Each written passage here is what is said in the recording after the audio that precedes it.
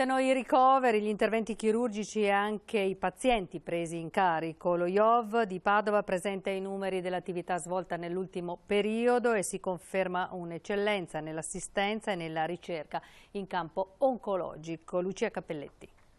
Impegno e organizzazione rispetto alle richieste di assistenza in continua crescita da parte di nuovi pazienti.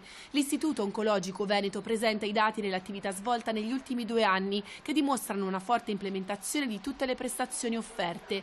700 ricoveri in più, migliaia di visite specialistiche garantite, passate da 280.000 a 324.000 nella sede di Padova e da 42.000 a 63.000 a Castelfranco.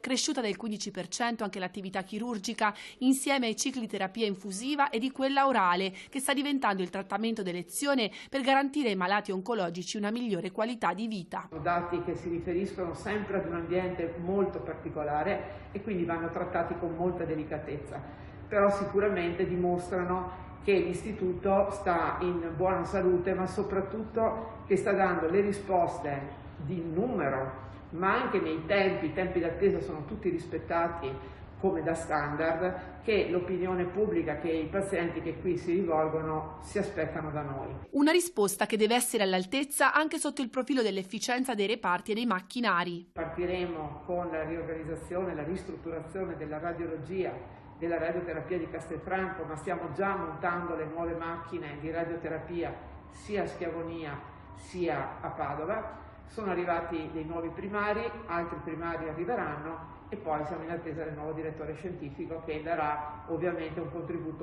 fondamentale per l'ulteriore sviluppo di questa struttura.